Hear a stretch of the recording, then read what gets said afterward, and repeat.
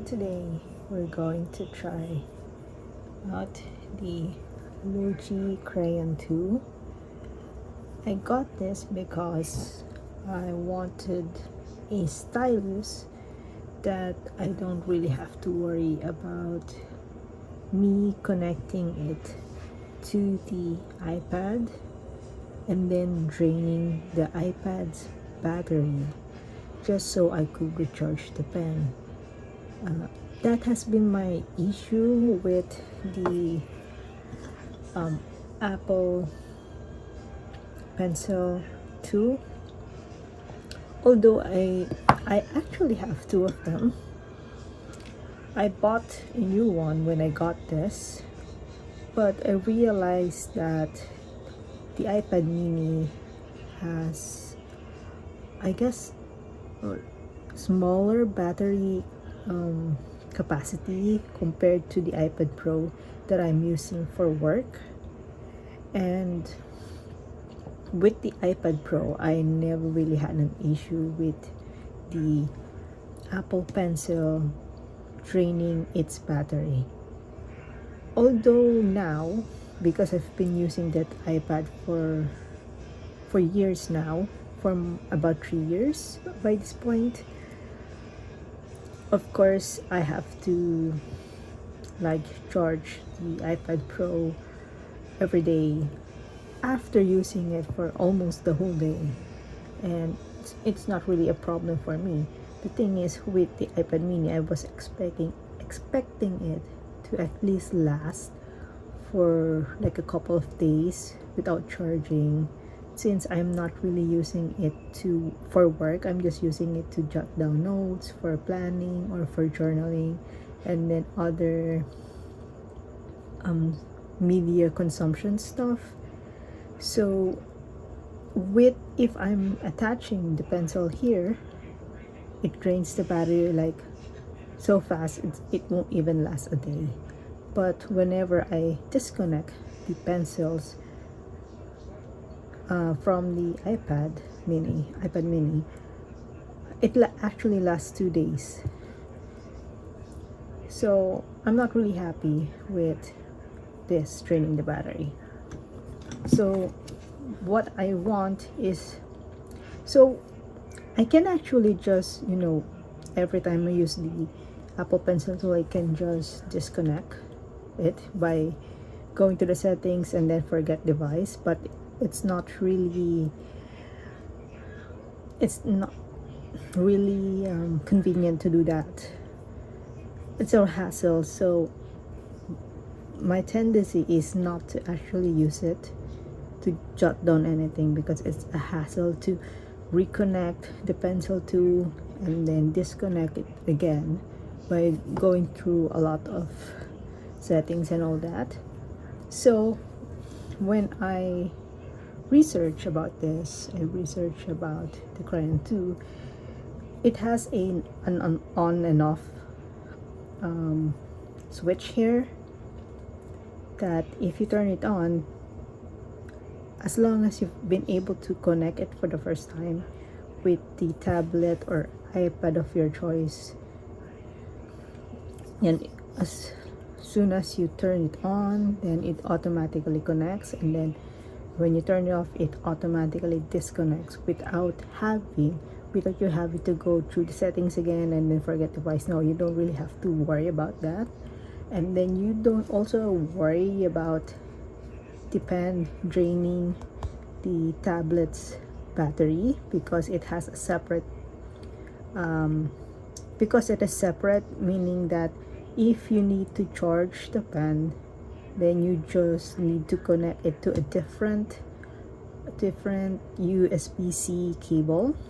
You can do that, or you can use the USB-C cable to connect the pencil to the tablet if you really need it. But of course, you can charge it independently. It's just an option, and that's what I like about it. Now, the thing is, this doesn't have a pressure sensitivity like with the Apple Pencil 2, and I've already tried it before. So let's let's try it with an drawing app that I'm actually using. Let's go with the Apple Pencil 2 for now. You'll see that in order for me to use it, I have to attach it again and then have to connect it. But anyways, the beauty of the Apple Pencil is that it is designed for artists, and it is my line of work, so pressure sensitivity is very important to me. And let's use a pen. It's actually much easier to see this. You can see that you can see if I do a light stroke, I have small thinner lines. If I do a heavier stroke, it has heavier lines. It's very helpful for art. Now, the thing with the crayon tool is that I have to disconnect this first, and this is my problem.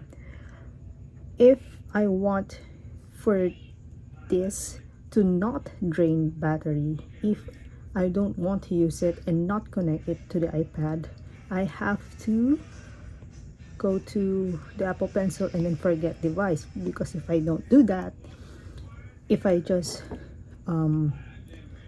not attach it to the tablet and don't use the pencil for a long time, it will drain the battery, and it's bad if a gadget or a tool or electrical tool do not have a battery for a long time. It will damage the unit. So that's really an issue for me. And if you're wondering, now that I have this, what am I using this for? Why do I have two pencils? Well, it's so okay that I have two pencils, so I can, like, if I have a backup for my work, just in case. Actually, this is the older one, this is the newer one. Now in this case, since this tablet is just something that I use for planning, journaling, all that, I don't really need the pressure sensitivity for writing. I don't really need that. So I recommend this for people who just like to use their tablet for jotting down notes, light editing, any type of writing or drawing that don't need pressure sensitivity.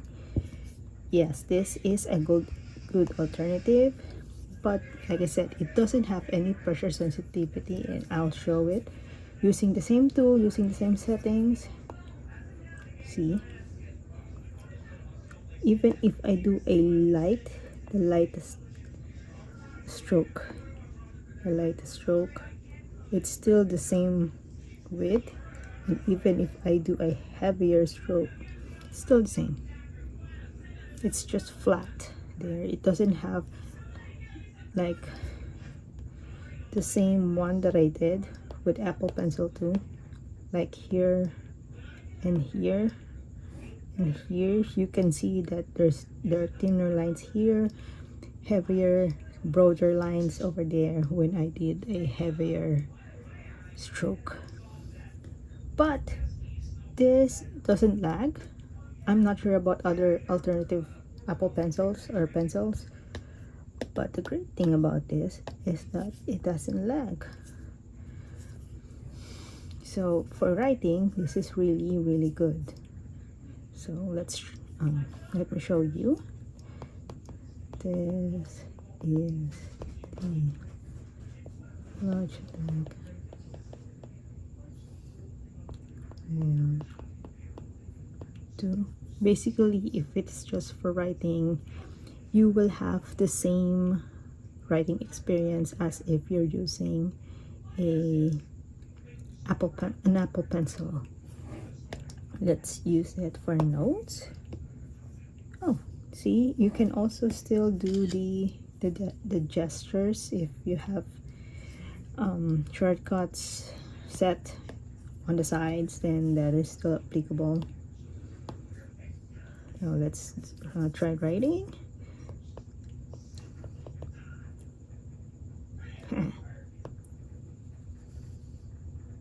Oh no, it doesn't work.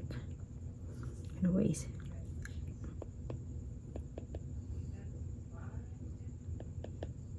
So I also have my scribbles set to be refined, and it works with the Logitech Crayon too. So yeah, so that's it. That's I can recommend this for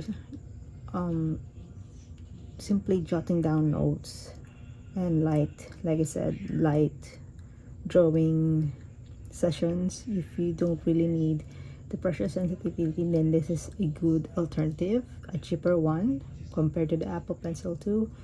But if you are going to use the pen for like digital painting, like inking, like very serious illustration stuff, then still go for the Apple Pencil, especially the Apple Pencil 2, not the USB-C. The USB-C version of the Apple Pencil also don't have the pressure sensitivity. It would be similar to this, but if you're thinking of getting a USB-C, then you might reconsider this as well. It is a good alternative, unless you really want the magnetic feature. Then if you want that, then go for the USB-C version. It is cheaper compared to the Apple Pencil 2. But if that is also not an issue for you like me, then this is a great alternative.